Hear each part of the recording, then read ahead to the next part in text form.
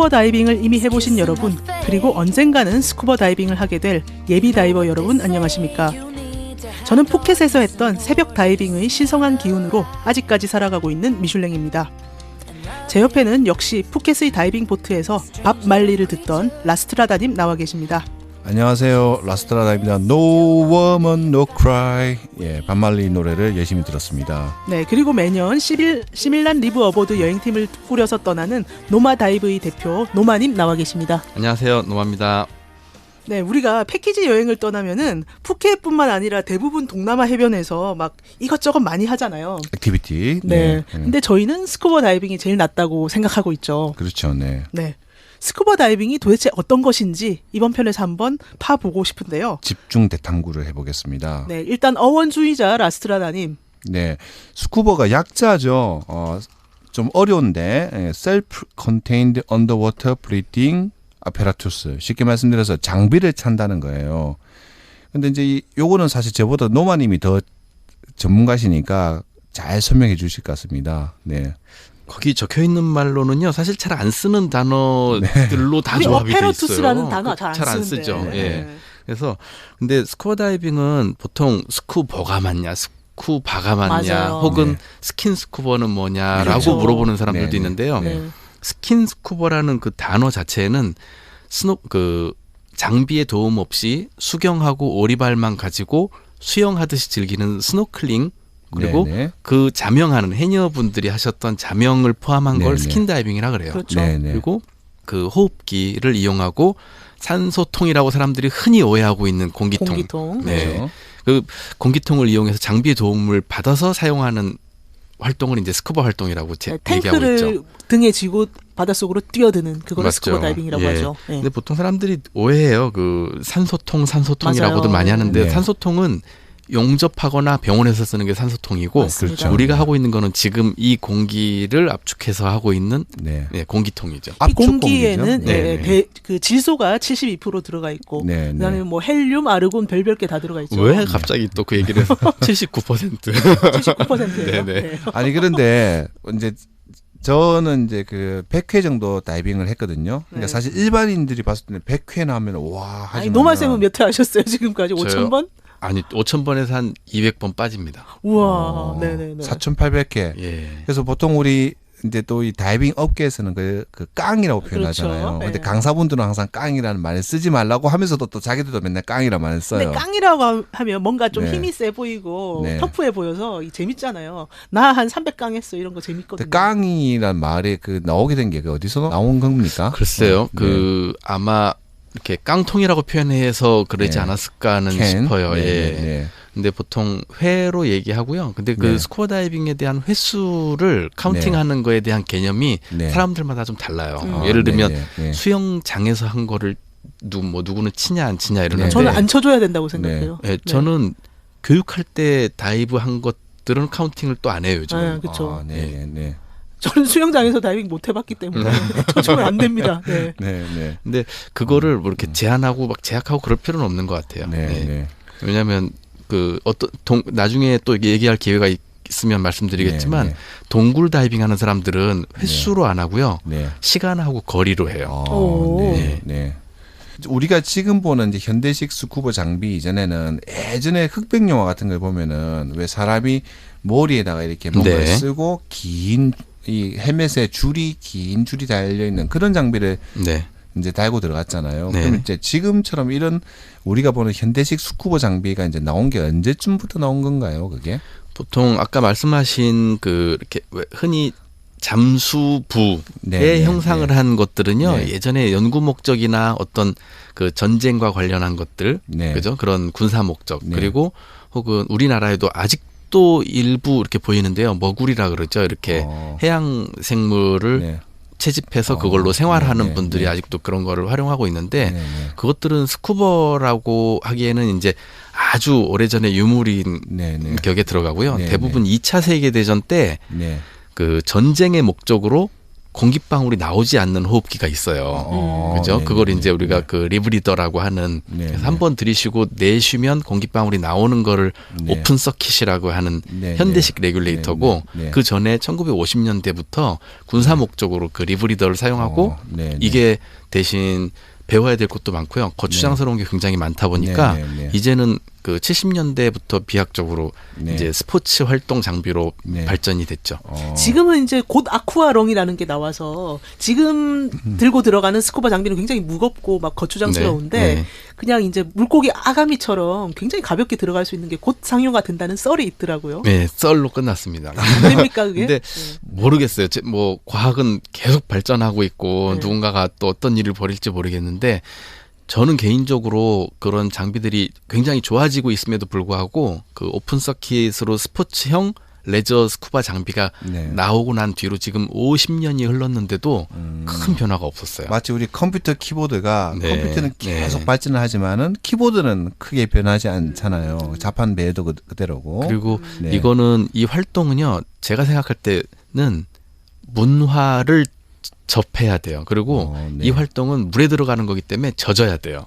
그래서 저는 네. 개인적으로는 아주 물이 차갑지만 않으면 그 네. 물이 들어오지 않는 드라이 수트라는 거 있잖아요. 네, 네. 드라이 수트를 입는 거를 좀 반대하는 사람이에요. 어. 물에 들어가면 네. 그 물을 느끼고 젖어야 되는데 그 드라이 수트가 다 차단하면 그 다이빙하는 맛이 좀 없다 그럴까?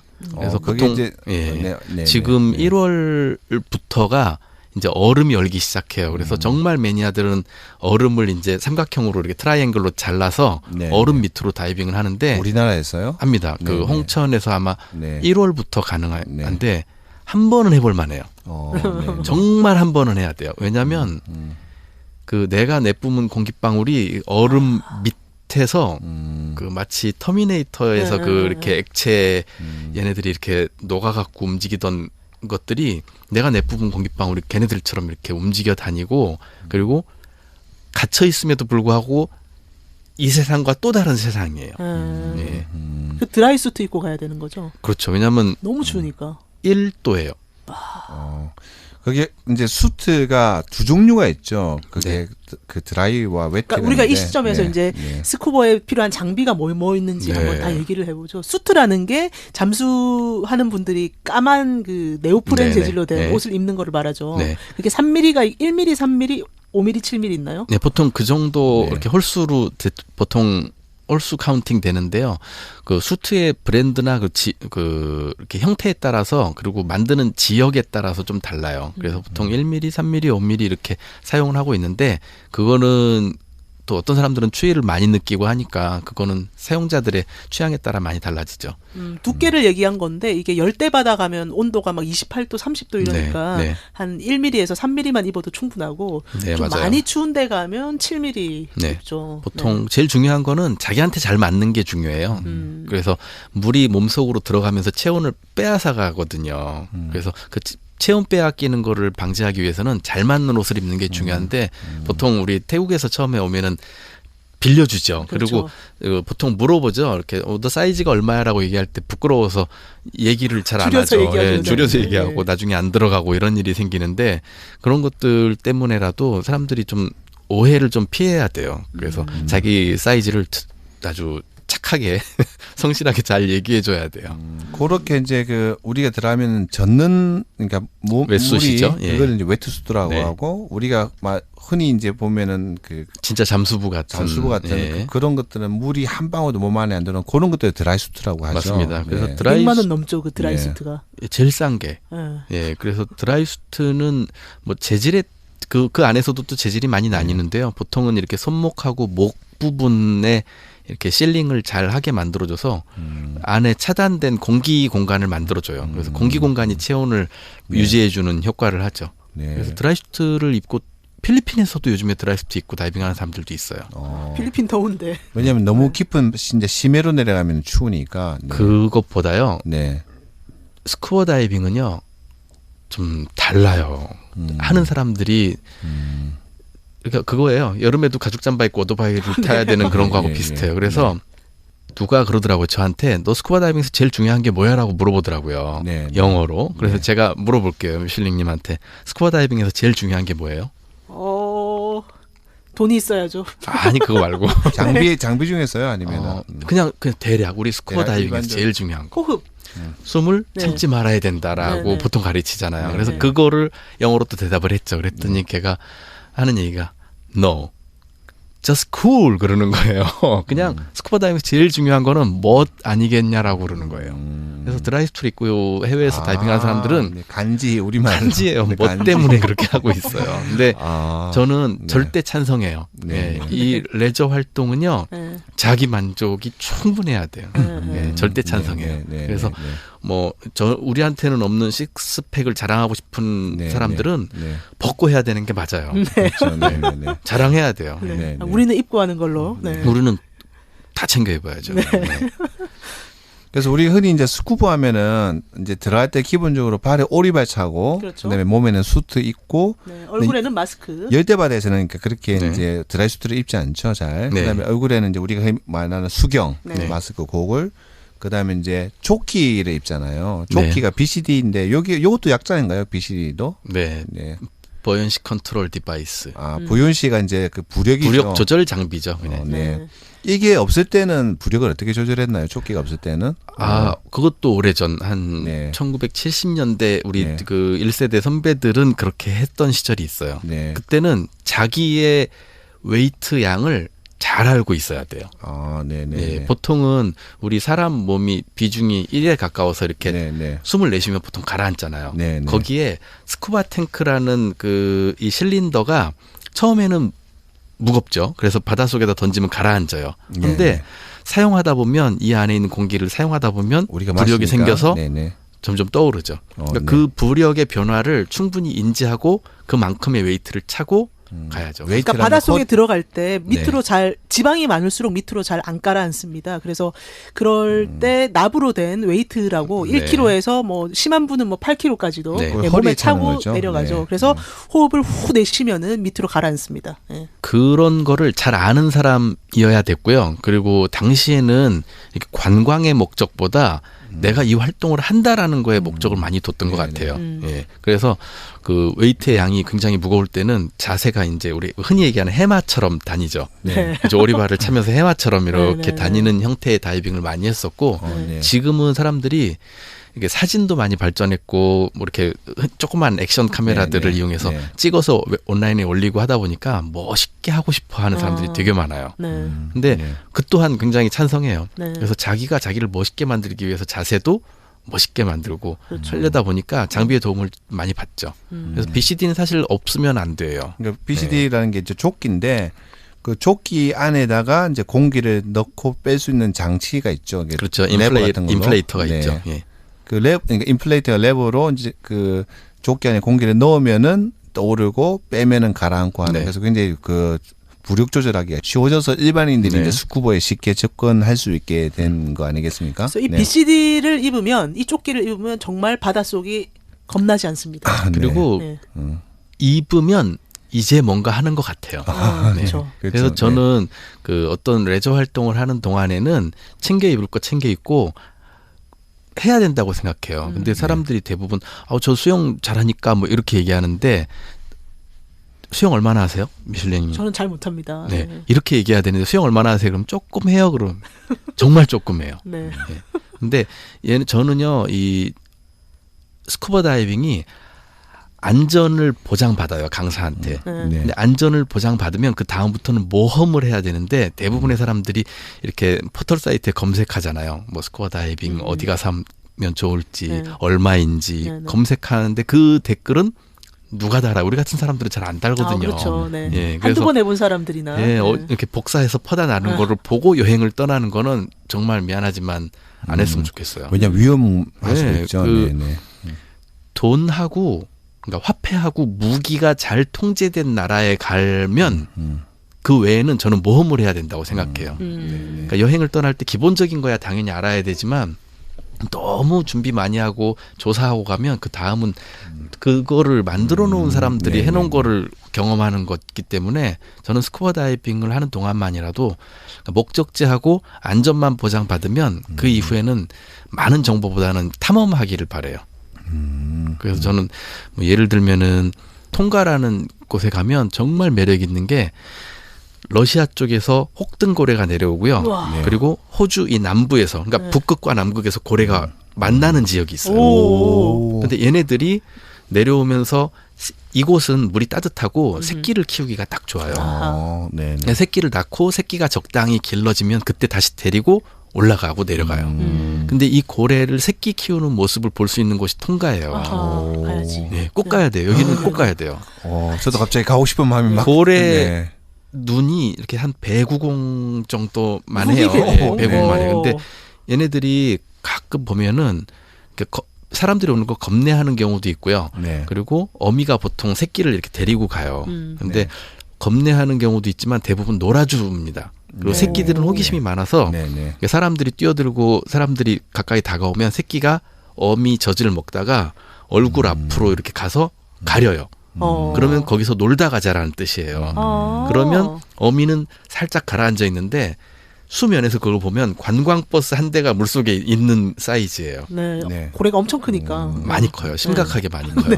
근데 그 새끼가 이렇게 다가오면 새끼는 좀 작지만 새끼의 눈은 핸드볼 공만 해요. 네. 그래서 얘가 내 옆을 지나면서 힐끗 쳐다보고 가는 그런 교감은 어디서도 못해요. 정말 어디서도 못해요.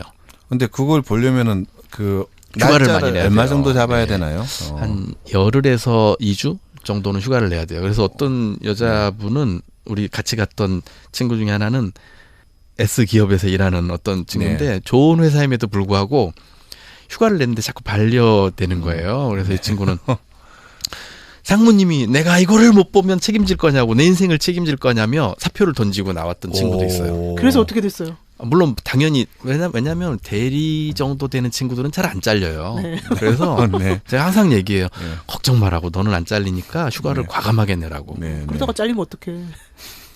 미안하다고 얘기하죠. 근데 저는요 그 일과 삶의 이 조화 WLB 얘기하잖아요. 일과 삶의 조화에 대해서 굉장히 심각하게 사람들한테 전파하고 다니는 사람인데 얼마든지 관두라고 얘기하고 싶어요. 여기 다 직업 다 관뒀지 않습니까? 네, 그렇죠. 예, 네. 얼마든지 관두고 도전할 필요가 있어요. 그리고 네. 지금 제가 하는 일이 스쿠버 다이빙 강사들을 이렇게 가르치는 일을 하고 있잖아요. 그게 제가 처음에 말씀드렸던 코스 디렉터라는 네. 직함이죠. 네. 예. 그래서 좋게 포장하면 제가 이렇게 얘기한 적이 있어요. 그 사람들한테 꿈을 심어주는 사람에게 또 꿈을 심어주는 사람이라고 제가 그렇죠. 얘기하는데 네. 네. 저는 회사를 그만두고 직장을 옮겨가는 거에 대해서 두려워하지 말자라고 얘기하고요. 그리고 스쿠버 다이빙으로 강사가 되고 나서의 먹고 살 거리나 이런 것들은 이미 어디에 내놓은 사람들인들 뭐 걱정을 안 하겠어요. 저는 그런 거에 대해서 걱정 하나도 안 하고 다 전파하고 다녀요. 그래서 네. 관두면 다이빙 강사를 하라고 꼭 얘기합니다. 근데 네. 요즘에 다이빙 시장이 좀 잘 안 된다면서요. 그럴수록 관둬야 돼요. 이거 어쩌라고. 왜냐면 우리가 갈 곳이 너무 많아요. 어디? 언어가 허락하고 치안이 허락하면요, 저는 어디 가서든지 일할 수 있다고 봐요. 그리고 이 패디라는 저희 에이전시가 그 전 세계 7,000개의 다이브 센터가 있고요, 180개국에 다 있어요. 그래서 미국하고 이렇게 좀 감정이 안 좋았던 쿠바 이런 데도 이제는 괜찮고, 예. 말 나온 김에 패디가 무슨 개념인지 좀 설명해 주시죠. 그 Professional Association of Diving Instructors의 약자예요. 네, 그래서 다이빙 강사들의 연합체. 그렇죠. 그래서 지금 51년 됐습니다. 우리 회사가 만들어진 지 51년 됐는데 다이빙과 관련된 교육 에이전시들 중에 제일 후발주자였음에도 불구하고 이게 업계 3년 만에 1위로 올라왔고 지금도 전 세계 다이빙 시장의 60% 정도는 항상 갖고 있어요. 그래서 푸켓이나 어디 해변에 다 가면은 패디죠. 패디라고 다이빙 샵마다 다 써놨죠. 예. 그래서 이제는 푸켓뿐만 아니라 제가 다니다 보면은 전 세계 뭐 남미라든지 뭐 유럽 지중해에도 가보면은 패디가 제일 많아요. 사실 저는 다이브 마스터를 SSI에서 땄거든요. 네, 뭐 괜찮습니다. 네. 왜 SSI가 더 전통이 있어요? SSI는 스쿠버 스쿨 인터내셔널인가? 네, 그 약자인데 영국 거고 패디가 원래 호주에서 시작되지 않았나요? 캘리포니아가 본사에 있어요. 네. 그렇습니까? 네. 그래서 아쿠아롱이랑은 아까 브랜드 잠깐 얘기했는데 그 회사도 사실은 그 회사에서 일하던 판매원이었던 사람이 이제 사장님이 되고 그랬죠. 그래서 지금 미국의 다이빙 엑스포 중에 제일 큰 쇼도 패디 사장님이 만든 거고. 예. 그래서 사실은 그 스쿠버 다이빙 관련해 갖고 보면요, 그 어떤 브랜드를 선택하던 그거는 크게 관계가 없어요. 네네. 근데 진짜 자기가 마음에 맞는 좋은 강사를 만나는 게 네. 이제 관건인 것 같습니다. 그 패디에서 이제 180개국에 지부를 내고 있고 그 패디 밑에 이제 5스타 강사 개발 코스라고 해서 예, 뭐 강사들을 등급이 길러낼 수 있죠. 있는 예. 탑 다이브 센터가 있는데 노마 다이브가 그 중에 하나인 거죠. 네. 그리고 그 밑에 이제 강사들이 길러져서 그 사람들이 자기 센터를 차리거나 뭐 어디 가서 가르치고. 여행하면서 돈 벌 수 있는 직업들이 사실 많지 않잖아요. 그렇죠. 예. 네. 그리고 되게 매력 있고 대부분 취미로 갖고 있던 거를 직업으로 하지 말라라고 얘기하는데 저는 그거에 대해서는 좀 반대하는 편이에요. 너무 만족도가 높으시다. 뭐 제가 높아서도 있지만 사실은 사람들이 자기가 좋아하는 활동을 은퇴 후에도 계속하기에는 쉽지가 않아요. 특히 맞아요. 이거는 예, 비용이 많이 들기 때문에 쉽지 않아요. 근데 우리 왜 진지한 여가라는 얘기 혹시 뭐 이렇게 아유, 들어보 그렇죠. 예, 그렇죠. 네네. 우리 스테빈스 교수님이 네네. 하는 네네. 얘기인데 내가 취미 활동으로 갖고 있던 활동을 공부하고 거기서 경험치를 취득하면서 전문가가 되어가는 과정을 겪어요. 똑같이. 네. 그리고 지금 두 분도 다이브 마스터시잖아요. 네. 네. 여기서 조금만 더 진지해지면 새로운 강사가 직업을 되겠죠. 얻어요. 네. 근데 제가 그 대학교에서 학생들을 가르치면서도 하는 얘기인데 전문대에서 2년 학교 다니면 학비를 쓰는 학비 그죠? 대략 한 뭐 제법 되죠. 2천만 원 한 되지 않나요? 넘죠, 그죠? 네. 그리고 뭐 책 사봐야지, 자취해야 되죠, 용돈 써야 되는데 그 정도의 비용이면 사실은 스쿠버 다이빙 강사 되는데 매일 매일 바다로 나갈 수 있는 환경에 있다면 한 6개월에서 1년 정도면 새로운 직업을 갖게 돼요. 그리고 언어가 허락하고 그리고 기후나 치안 이런 것들만 허락하면 어디 가서든지 직업을 구할 수 있어요. 저는 그게 스쿠버 다이빙의 매력이고. 또 하나의 매력이라고 보면은 남녀노소 누구나 할 수 있는데 제가 만났던 할머니들이 있는데 그 할머니 중에 한 분은 일본에서 오신 할머니예요. 오. 네, 근데 제가 태국에서 정말 열심히 일했던 때 한국인 다이버들만 이렇게 제가 케어했던 게 아니고요. 독일에서 오신 할머니도 있고 일본에서 오는 팀도 있었는데 그 할머니 한 분이 80 가까이 되셨는데 그분이 배 위에 올라와서 오카리나 연주를 해요. 생각은 낭만적인데 불편합니다. 근데 그 오카리나 연주를 하는 할머니가 사람들의 부축을 받아서 배 위에서 움직이다가 물속에 들어가면 자유의 여신이 돼요. 저 날랜 인어처럼. 예, 네. 어떤 느낌인지 아실 네, 네, 거예요. 네. 예. 왜냐하면 이제 중력으로부터 자유로 예. 하시니까. 네. 근데 그 모습을 보고 나서 또 부축을 받아서 배 위로 올라오죠. 네, 네. 예. 근데 그런 모습을 보면 이 젊은이든 혹은 나이가 드신 노인이든 이걸 경계가 좀 허물어지는 스포츠인 것 같아요. 아니 저는 이런 분도 봤어요. 다리 2개가 없으세요. 예, 예. 그래서 뭐 부축을 받아서 이제 점프까지 하는데 거기 들어가면 진짜 인어처럼 자유롭게 다니시고 그 안에서는 너무너무 자유로운 사람인 거죠. 그래서 우리는 뭐 남녀, 직업 이런 거를 이렇게 다들 만나면 뭐 하시는 분이냐고 물어보고 나이가 어떻게 됐냐고 물어보는데 다이빙하는 사람들끼리 만났을 때는 그저 다 다이버인 거죠. 그래서 그렇죠. 목욕탕에서 왜 우리 이렇게 다 벌거벗고 만나면 다 똑같은 사람인데 목욕탕에서의 신분은 문신이 이렇게 다이빙 네. 그러니까 다이버들끼리 만나면은 이제 물어본 게 그거죠. 몇 강이냐, 그렇죠. 뭐 어디서부터 시작했냐. 네. 말씀을 듣고 나니까 저도 이제 생각이 나는데 제가 마스터를 할 때 한 번은 한국에서 이제 손님이 오셨는데 그러니까 장애인이셨어요. 그러니까 뭐 어떤 사고를 당하셨는지 한쪽 다리가 아예 없었습니다. 근데 그분이 이제 사실 저의 편견이었죠. 근데 그분이 물속에서 들어와서 저는 과연 다이빙을 할 수 있을까 했는데 너무나도 능숙하게 물속에서 딥다이빙을 잘 하시는 거예요. 한쪽 다리로만. 그런 것도 있었고 그다음에 한 번은 초등학생들이 한번 온 적이 있었어요. 그래서 초등학생 다이버들을 데리고 이제 그 체험 다이빙을 했는데 꼬마 애들이 너무나도 물속에서 재밌게 즐겁게 물론 이제 깊게는 들어가지 않고 한 10m 미만에서 하는데 보니까 그래서 다이빙이 정말 남녀노소 누구나 다 즐길 수 있구나 하는 생각을 했었습니다. 지금까지 다이빙 예찬을 막 해왔는데 우리가 이게 영화나 드라마에 좀 나온 게 몇 개 있긴 하죠. 있죠. 근데 이제 영화 하면 뭐니 해도 미슐랭님의 책 제목인 그랑블루. 그랑블루 아니겠습니까? 네. 네. 또 사실 저 그랑블루가 나오게 된 그 계기가 있어요. 왜냐하면 그랑블루 감독이 룩 베송이잖아요. 네. 프랑스 사람이잖아요. 네. 사실은 프랑스가 현대의 스쿠버 장비의 발전에 큰 공헌을 했습니다. 맞습니다. 그렇죠. 네. 그래서 프랑스에 보면은 그 자크이브 구스토라고 하는 이제 프랑스 해군 장교이자 탐험가이자 생태학자이자 이분이 영화도 만들었어요. 영화, 과학자, 그다음에 바다 사진가, 뭐 작가 여러 가지 그 일을 했던 분인데 이분이 프랑스에서 그때 이제 그 다이빙을 시작하고 그다음에 아까 우리가 말한 아쿠아렁이라는 그 스쿠버 다이빙 장비 중에 상표도 있잖아요. 우리가 지금 생각하는 이제 호흡기 물속에 들어가서 네.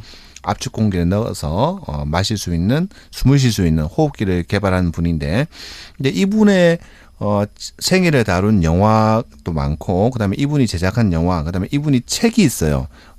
이분의 책도 있는데 우리나라에는 지금 번역판이 보면은 절판이 됐더라고요. 제가 어제 찾아보니까 그런데 이제 자크이브 구스토의 영향을 받아서 룩 베송이 만든 영화가 그랑블루고 룩 베송이 또 보면 나중에 아틀란티스라는 또 해양 맞습니다. 영화를 예. 만들거든요. 진짜 그 영화는 고유명사처럼 네. 그 다이브 리조트를 그렇게 네. 이름을 쓰는 곳도 많고요. 아틀란티스. 네. 네.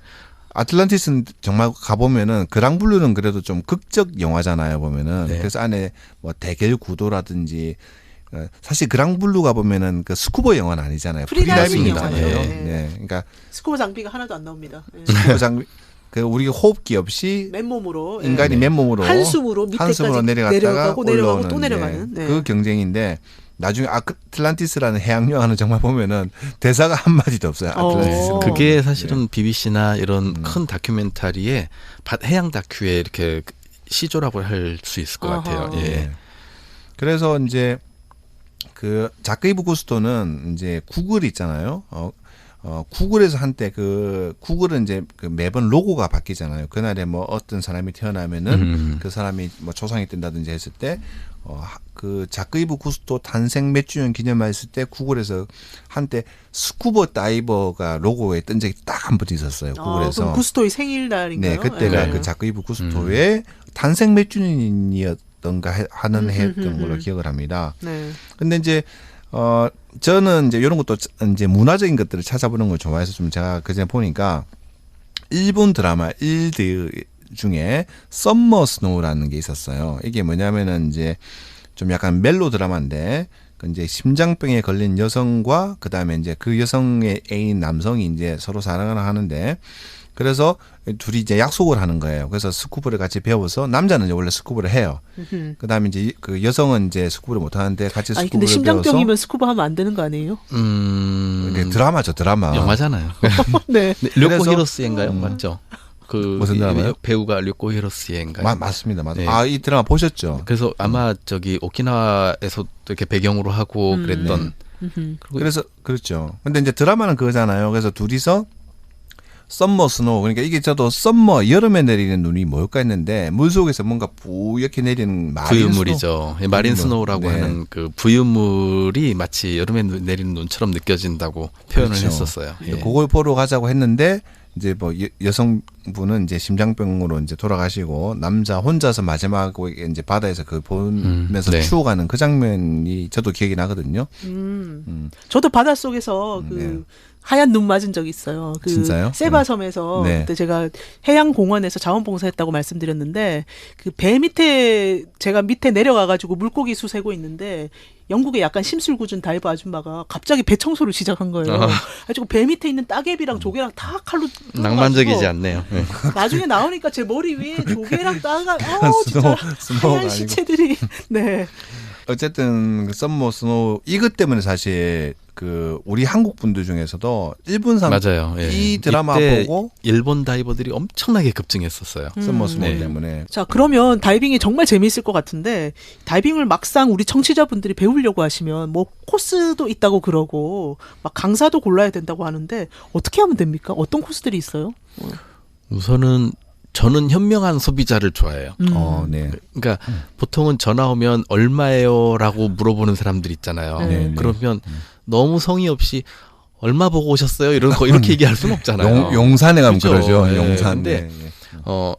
어떤 사람들은요 이렇게 찾아옵니다. 음. 그래서 자기가 원하는 정보를 다 캐내요. 네. 근데 그럴 때는 정보를 다 줍니다.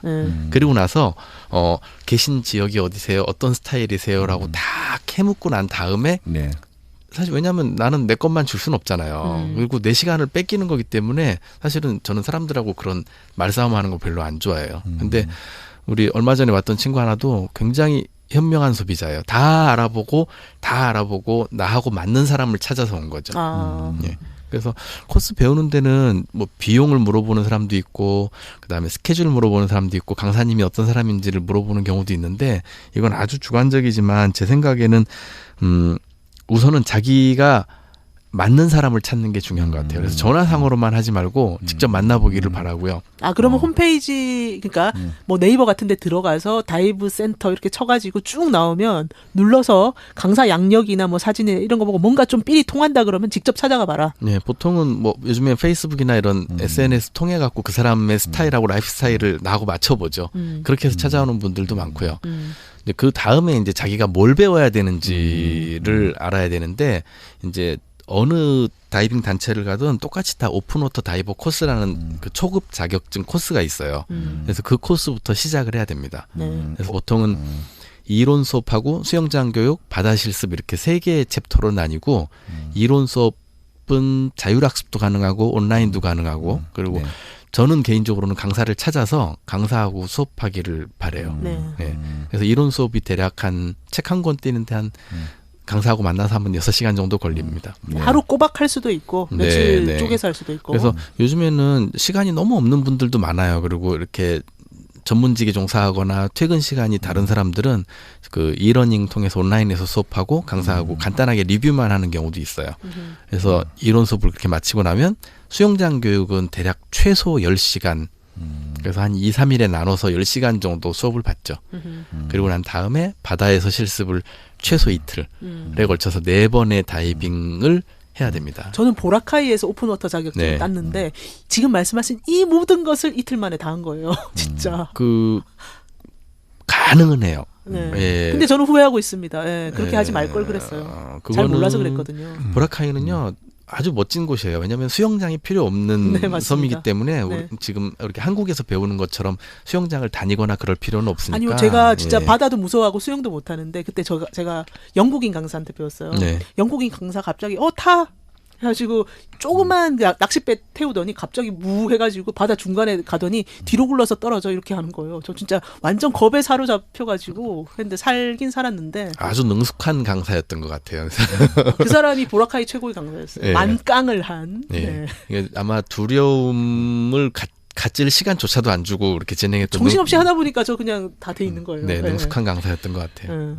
근데 이제 우리 이제 패디에서 그 다른 단체 뭐 패디와 SSI 뭐 나우이 또 뭐가 있죠? 시마스트라는 시마스도 있고요. 뭐 BSAC든 여러 가지 에이전시가 있습니다. 있는데 거의 코스가 제가 보니까 거의 대동소이한 것 같은데 오픈워터는 말 그대로 이제 오픈워터 물에 이제 처음 들어간다는 뜻이잖아요. 개방수역이죠. 개방수역. 오픈워터.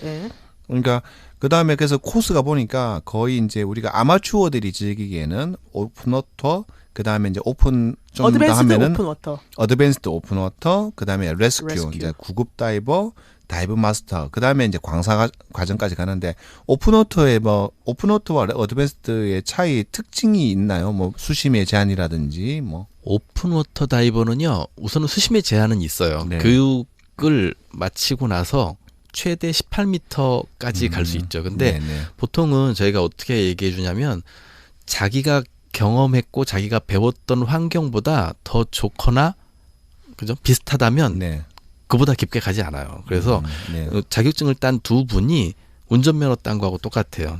두 분이 내 경험치가 있다면 그 정도 선에서 스스로 다닐 수 있어야 돼요.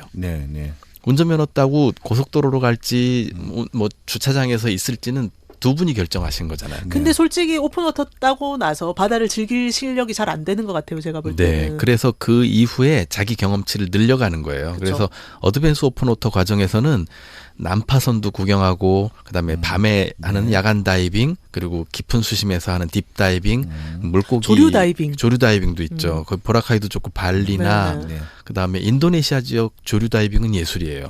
예. 그래서 보라카이가 제일 좋은 거 아닌가요? 조류가요?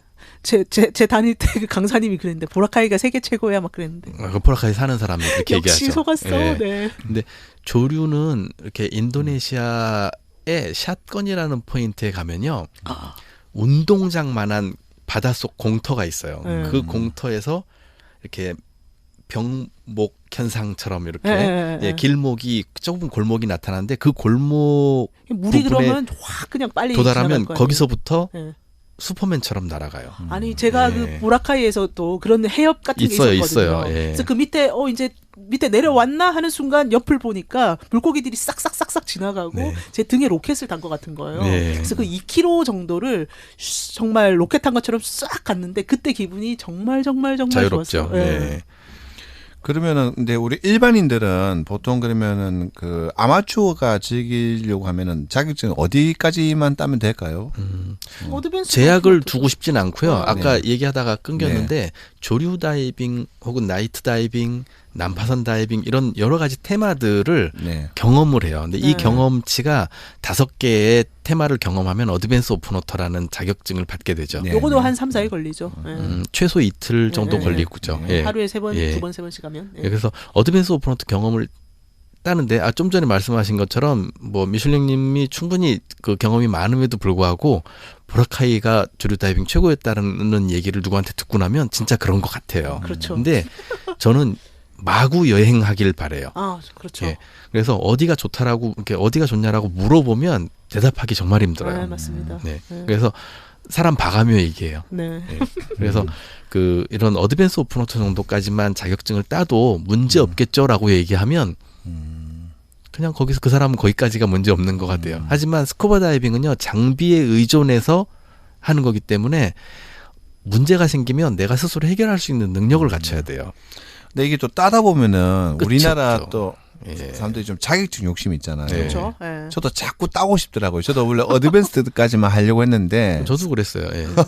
왜냐하면 네. 여기 나중에 이렇게 다이버들끼리 만나서 얘기하면요, 네, 네. 뭐 의사하던 사람, 변호사하던 네, 사람, 네, 뭐 선생님, 나도 처음에 여기 올 줄 몰랐죠. 네. 다 그렇게 시작합니다. 네. 근데 그 보통 이렇게 뭐 약간 마약과 같은 어떤 느낌 네. 때문에 네, 이렇게 네. 여기까지 왔네라고 얘기하는데 저는 이렇게 제약을 두고 싶진 않아요. 그래서 어디까지 따면 돼요라고 얘기하면 해보고 얘기하자 그러죠. 근데 이제 우리가 네. 직업과 이제 아마추어 나는 이제 이걸 그렇죠. 아마추어로 즐길 거다 아니면 직업으로 할 거다 그 기준 자격증이 이제 레스큐나 마스터인가요? 그게? 보통은 네. 그 다이브 마스터부터 프로페셔널로 네.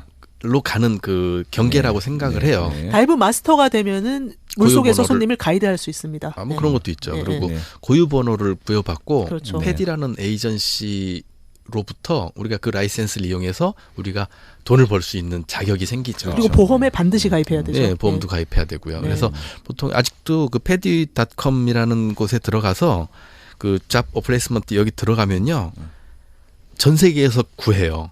강사 구함, 네. 영어, 일어 뭐 되는 강사를 구하든 몰디브에서 커플 강사 1년간 할 수 있는 강사 구함. 이렇게 다 구인구직이 있는데 열려 있어요. 근데 언어만 되면 어디든 갑니다. 그러니까 자격증은 따놓는 게 좋다. 그럼요. 그리고 더 중요한 거는요. 저는 그 이 레저라는 거는 제약을 둘 필요가 없는 게 저는 강사가 돼야 완성이라고 생각해요. 그래서 강사가 돼도 직업으로 안 가도 관계 없어요. 하지만 스쿠버 다이빙 강사가 되면요. 그때부터 배우기 시작해요. 그러니까 저도 겪어왔던 일이고 저한테 배우는 강사들도 마찬가지고 학생들을 가르치면서 배워요. 맞습니다.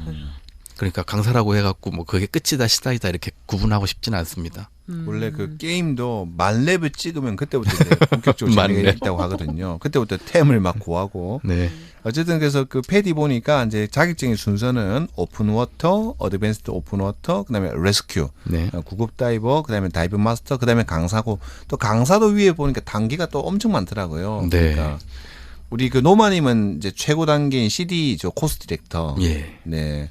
그 거기까지 가려고 하면 너무 어렵고 그냥 다이브 마스터까지는 일반인도 한번 도전해 보는 것도 괜찮을 것 사실은 같아요. 전 세계에서 그냥 다이빙 여행을 자주 가시는 분들 대부분은 어드밴스드 오픈 워터였어요. 맞습니다. 예. 그렇죠. 네, 네. 그까지만 따면은 그렇죠. 그냥 30m까지 수심 30m까지 들어갈 네. 수도 있고 네. 뭐 난파선도 해봤고 심해 다이빙도 해봤고 네. 뭐 야간 다이빙도 해봤고 해서 경험치도 많고 네. 그래서 그냥 어드밴스드 오픈 워터 상태로 천강까지 가시는 분도 많이 계시더라고요. 많아요. 1000회. 네. 여기 우리 이제 일반 청취자분들이 대부분 다이빙을 모른다고 생각하고 이제 요 다이빙 종류에 대해서 좀 더 설명해 주시면 좋을 것 같은데 그 딥 다이빙이라는 게 이제 수심 몇 미터부터 이제 우리 딥 다이빙이라고 하는 건가요?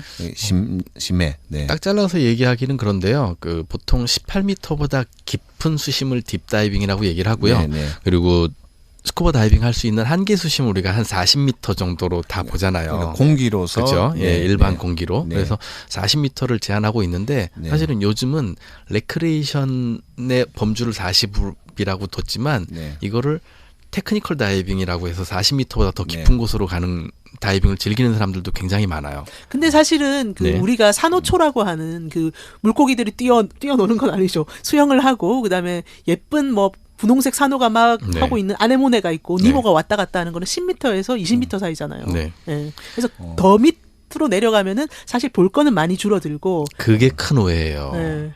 그게 진짜 큰 오해. 아니 오해. 볼 거는 없지만 큰 그냥 오해를 즐거운 거 하시잖아요 네. 지금. 네.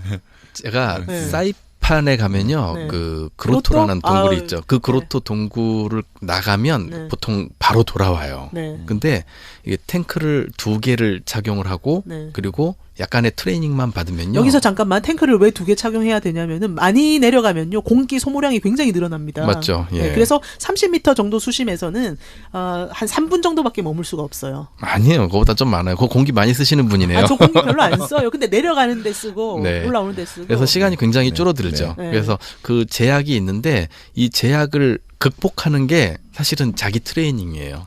그래서 이거는 아마 그 일반 사람들이 보통 30m 아니 어드밴스 오픈워터를 따면 30m도 갈 수 있고 충분하지 않냐라고 얘기하는데 네. 그거는 63 빌딩에 가서 전망대에 잠깐 올라갔다 오고 그러니까 갔다 왔다라고 얘기하는 거밖에 안 돼요. 왜냐하면 바다가 진짜 넓고요. 정말 멋져요. 여기서 이제 우리 또 궁금한 일반인들의 질문 있잖아요. 우리 이제 등반인 산악인들은 몇 미터까지 올라가 봤냐. 그게 네. 궁금하잖아요. 근데 노마님은 수심 몇 미터까지 내려가 봤어요? 저는 아주 이렇게 네. 테크니컬한 다이버는 아니에요. 네, 근데 네. 저는 80m까지는 가봤는데요. 나이트록스 네. 메고. 트라이믹스라고 헬륨을 이용하죠. 공기에다가 그러니까 헬륨을 일반 섞고 공기로는 40m 이상 내려가면 시간도 못 버티고 네. 그다음에 질소 중독이 오죠. 질소 마취도 기체 마취들도 오고요. 그다음에 산소 중독이라는 어떤 이런 그렇죠. 증상들이 있는데 이런 것들은 사실 과학이 해결해 줍니다. 네. 예, 그래서 이 기체의 믹스를 어떻게 하느냐에 따라 다른데 그래서 특수하게 공기를 믹스한 그렇죠. 특수한 탱크를 메고 헬륨하고 내려가셔야 됩니다. 예, 헬륨하고 질소, 산소의 비율을 조절한 기체를 이용해서 갈 수 있는데 사람이 갈 수 있는 한계 수심 지금 이제 기록상으로는 그렇죠. 한 320m도 있어요. 네. 근데 그렇게 한번 다녀오면 평생 일 안 해도 돼요. 스폰서들이 이제 도와줄 겁니다. 근데 그거는 진짜 기록이고. 못 넣으면 어떻게 돼요? 누구요? 320m 갔다가 못 넣으면은 그러니까 그런 영예가 그래서 주어지는 모험이에요. 거죠. 예. 아니 사실은 100m만 해도 내려가는데도 시간 걸리지만 올라올 때 정말 시간이 많이 걸리잖아요. 네, 보통 100m에 내려가는데 한 5분 정도, 5분 미만이고요. 체류하는 시간이 10분에서 15분이면 올라올 때 한 1시간 걸립니다. 예. 그렇죠. 그래서 좀 훈련을 많이 받아야 되는 것도 사실이고요.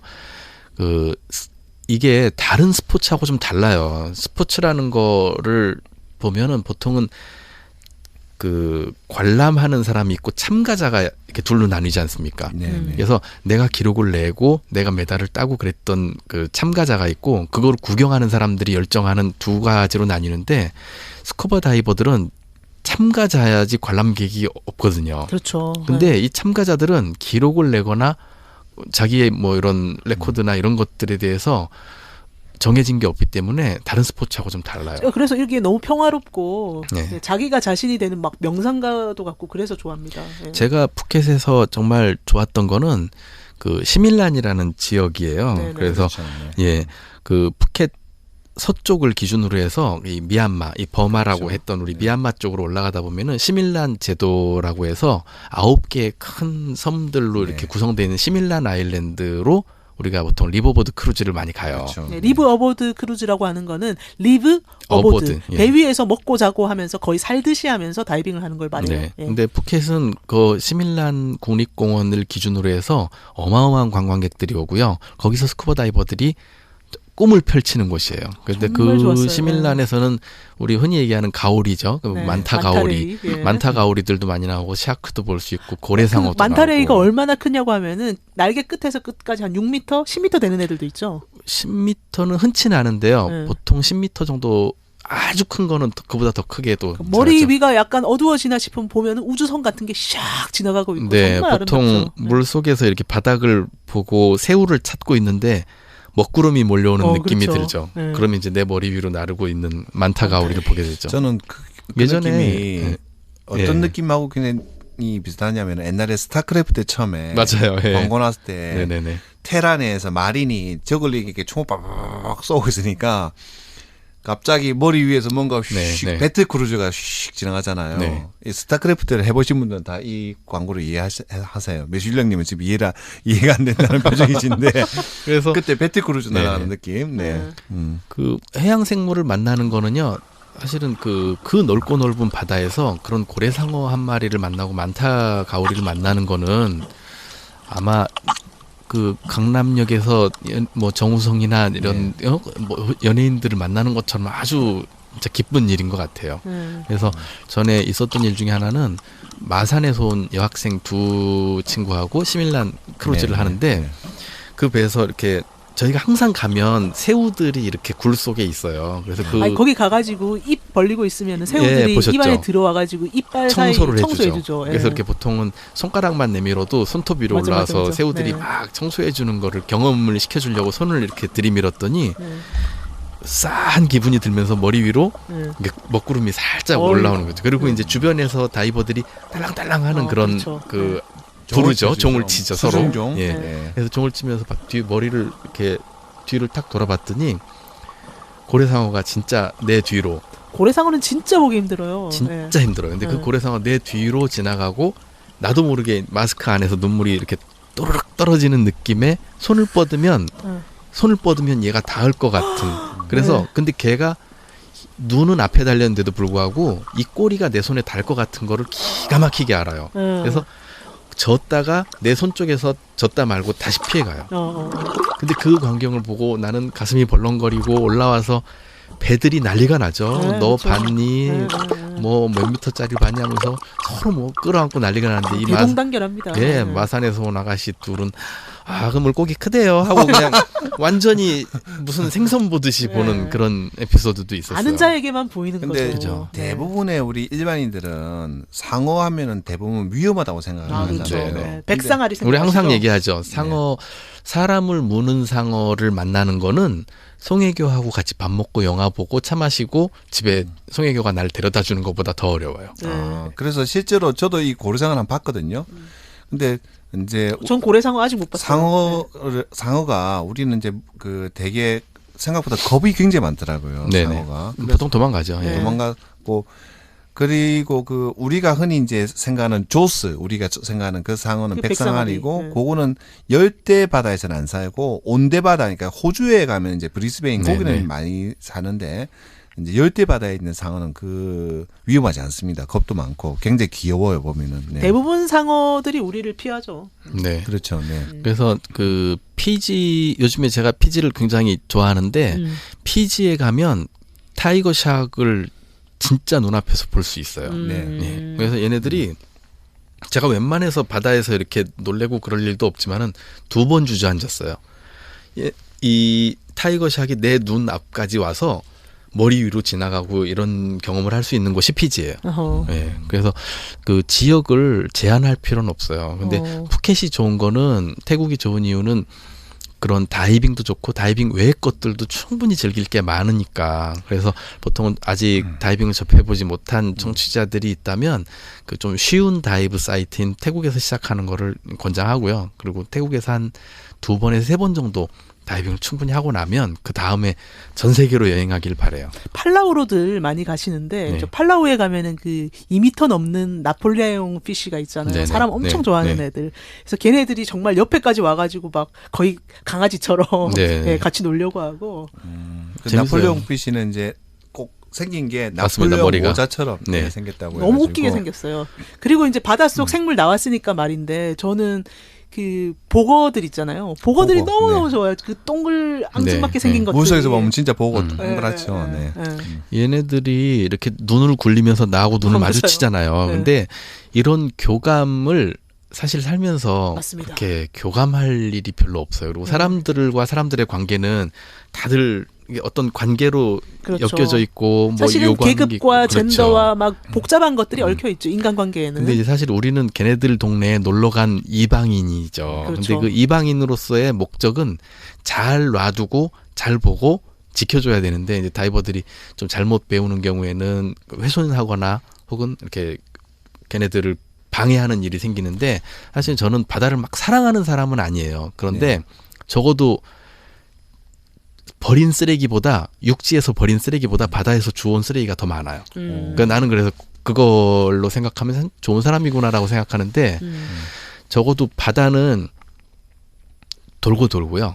네 거 내 거 없고 네. 그리고 꼭 우리 세대한테 꼭 물려줘야 돼요.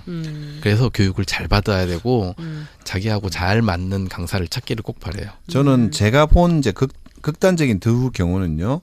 한 경우는 이제 우리가 종종 그 다이빙 잡지뿐만 아니라 뉴스에도 나오잖아요. 필리핀 같은데 뭐 저 깊은 아름다운 산호에다가 누가 한글로 네, 칼로 한글 우리 이름을 새겨 나가서 전 세계 다이버들의 공부를 사기도 하고 이런 경우들을 본 적도 있고 반대로 제가 이제 저랑 같이 다이빙을 했던 강사는 물 속에서 이렇게 우리가 이제 말하는 물고기 생선을 보다가 그게 나와서 이제 어시장에 시푸드로 나와 있으면 갑자기 생선을 못 먹겠대요. 조금 네. 전에까지. 그렇죠. 네, 네. 노마님도 좀 그런 감정이 있나요? 약간. 네, 있어요. 아. 그래서 좀 그러니까 일부러도 더 안 먹으려고도 하는데요. 네. 사실은 아주 옛날부터 그 먹고 살아왔던 거기 때문에 내가 거기서 오바스럽게 뭐 이 물고기는 나의 친구야 이렇게 얘기하진 않지만 좀 자제하려고는 애쓰는데 네. 만약에 내가 거기서 소비를 안 하면 거기서 네. 그렇게 살아왔던 사람들이 또 네. 예, 못 살기도 하거든요. 그래서 그런 거부감까지는 아니지만 이렇게 프로젝트 어웨어라는 재단이 있어요. 그래서 프로젝트 어웨어. 어웨어죠. 네. 그 Aquatic World Awareness and Responsibility and Education. 어우. 네. 어우. 그래서 이 재단이 그런 거를 보호하고 그다음에 어떤 시기에는 어떤 애들은 잡으면 안 되고 이런 거를 이렇게 공부해요. 네, 그래서 우리도 그 다이브 코스 내 그걸 항상 얘기합니다. 그렇죠. 예. 그래서 어린 물고기 잡지 말아야 되고 어떤 지역에서 어떤 시즌에는 알을 벤 물고기들은 먹으면 안 되고 이런 것들을 교육하는 건 굉장히 중요해요. 요즘에는 그 우리가 들어가서 공기 방울만 남기고 아무것도 남기고 오면 안 된다. 그래서 추억은 남기고 와도 됩니다. 아, 네. 사진도 남겨도 되는 거죠. 영화 제목 있잖아요. 일본 애니 추억은 방울방울. 그래서 이제 그런 거 좀 생태계를 심하게 생각하시는 분들은 여기 선크림도 바르지 말고 들어가자. 네, 그런 저희 안 말씀. 바르죠. 예. 네네. 왜냐하면 선크림에 있는 화학 물질들이 그 맞습니다. 해양 네, 생태계에 네. 영향을 줄 수가 있거든요. 뭐 흔히 얘기하는 걸로는 선블럭 1mg을 없애는데 물 1만 리터가 필요하다고 얘기하고요. 우리 흔히 얘기하는 멍게나 네. 그다음에 뭐 돌처럼 생긴 스펀지 산호나 이런 애들이 다 바닷물을 정화하고 있어요. 그렇죠. 예. 그러니까 사실은 뭐 먹는 걸로 뭐 잡는 거 이런 것들은 그쪽 사람들이 하면 되고요. 우리는 그냥 관광하고 구경하고 그다음에 교감하는 걸로 충분히 만족해도 될 것 같아요. 저는 그 교감 활동을 굉장히 좋아하는데 들어가서 보면 물고기, 그러니까 저도 그 물속에서 아무 생각 없이 중력을 안 느끼고 붕 떠 있다가 물고기들하고 눈이 맞아가지고 가만히 있으면 얘도 물고기, 나도 물고기, 그냥 너무나 평등한 사이 같아요. 그 네. 감각 굉장히. 제가 동영상으로 찍어둔 걸 나중에 한번 어떻게 공유할 수 있는 기회가 있으면 보여드릴게요. 네, 네. 물고기하고 영상상 페이스북에 올려주시면 그럴게요. 감사하겠습니다. 예. 네, 네. 그래서 이렇게 물고기가 네. 쳐다보고 똑같이 고개를 갸우뚱하는 모습을 찍어둔 게 네, 있는데 네, 제가 네. 그거 올려놓을게요. 예. 그 물고기들하고는 교감이 잘 되는데 그 랍스터나 네. 그 좀 바닥에 있는 애들하고는 조금 안 되더라고요. 우리를 너무 무서워해가지고. 일방적으로 다른 생각을 하고 있을 거예요. 보는 사람이. 그래서 너무 일방적인 관계 때문에 그러지 않을까. 다시 아까 하던 이야기를 살짝 좀 정리를 좀 하자면은 그래서 이제 우리가 코스 앞에 한번 이야기를 했었고 장비는 그냥 일반인들은 처음에 살 필요가 없이 대부분의 그런 샵에 가면 빌려주죠.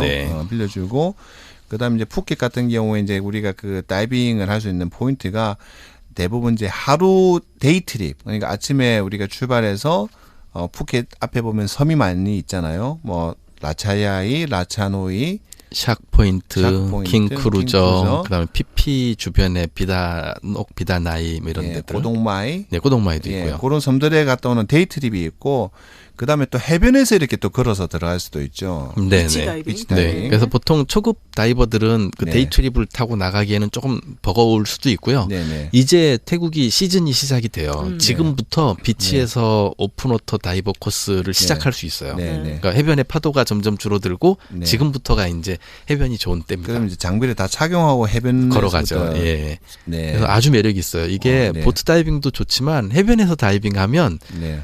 생태가 변하는 거를 맞습니다. 차근차근 볼 수 그렇죠. 있어요. 그렇죠. 그러니까 네, 네. 초보자들이 검은 바다에 뛰어들어서 공포를 느끼는 경우들이 대부분이라면 그렇죠. 네. 해변에서 모래사장에서 모래를 느끼고 걸어 들어가다가 점점 모래 사이에서 산호가 나타나고 물고기가 그렇죠. 네. 개체수가 2마리에서 10마리 네, 되는 네, 모습을 네, 보면서 네, 네. 겁을 이제 없애기에는 비치 다이빙이 아주 좋아요. 그렇죠. 우리가 일반적으로 장비를 착용 안 하고 해변에 걸어 들어가는데 이제 물이 한계가 목까지 있죠. 오면은 예. 그때부터 겁이 나잖아요. 근데 이제 우리 장비를 다 착용했으니까 들어가다 보면 어느새 내가 수심 10m까지 들어갔다는 걸 몰라 버리게 네. 되는 그런 원리가 같더라고요. 네. 그래서 그 스쿠버 다이빙과 관련된 활동은 제약이나 이런 것들을 많이 둘 필요 없고요. 네. 그리고 다이버들한테도 좀 많은 기회를 좀 열어줬으면 좋겠어요. 그래서 낮에만 또 다이빙 한다고 생각하지 마시고 제가 야간 다이빙 정말 좋아하거든요. 네, 맞아요. 그래서 예전에 보라카이에서 야간 다이빙 할 때 첫 경험이었으니까 정말 경험이 생생한데 정말 칠흑 같은 밤이었고 망망대까지 나가서 거기서 갑자기 떨어지어야 되는데 너무너무 겁나죠. 근데 이 후레쉬를 켜고 딱 떨어져서 정말 아무것도 안 보이는데 들어가서 후레쉬를 다시 딱 드는 순간 그 우주예요, 우주. 우주예요. 정말 네. 그 빛을 좋아하는 플랑크톤이 모여가지고 네. 라이프 오브 파이 그 영화 예. 보시면 거기 나오는 거하고 똑같은 장면들이 펼쳐집니다. 파이 이야기. 네, 파이 이야기. 예, 그 네. 영화에 보면 그런 장면이 나오죠. 네, 네. 네. 또 이제 다이빙의 종류에 대해서 좀 나눌 수가 있을 것 같아요. 그래서 아까 우리가 딥 다이빙 이야기를 좀 했었고, 그 다음에 이제 여기 푸켓 앞에 가면은 킹크루저라고 하는 이제 이걸 난파선이 있죠. 난파선 네네. 이제 영어로 렉이라고 하죠. 렉 네. 다이빙. 그러니까 뭐 우리가 물속에 들어가면은 뭐 볼거리가 없는데 그런 또 난파선 같은 게 훌륭한 그 투어 재료가 되거든요. 그렇죠. 그러니까 뭐 난파선에는 네. 그거 자체가 하나의 생태계가 돼서 네. 산호초도 자라고 그 안에만 있는 갑각류들도 있고 별별 물고기들이 다 있고 정말 네. 재밌습니다. 네. 빨리 형성되죠. 대부분 네. 산호초가 자라는 데는 시간이 굉장히 네. 오래 걸리는데 난파선들은 물고기가 숨을 때들이 많아서 네. 빨리 다이브 사이트가 만들어지는 게 장점이죠. 그리고 어떤 곳은 일부러 난파선이 없으면 일부러 난파선 하나 만든대요. 맞죠. 그런 예. 썰도 있죠. 중에서. 네. 근데 저는 그 킹크루저를 제가 갔을 때 킹크루저가 한 30m 30m 돼요. 정도 예. 있죠. 배 바닥이 30m고 배 16m 정도 됩니다. 높이는 16m. 그래서 이제 안으로 사실 처음에 약간 무섭더라고요. 왜냐면은 배 안에 선실로 들어가야 되니까. 요즘에 제가 얼마 전에 다녀왔잖아요. 네. 요즘 킹크루저에 고래상어들이 계속 나와요. 예, 깜짝 놀라요.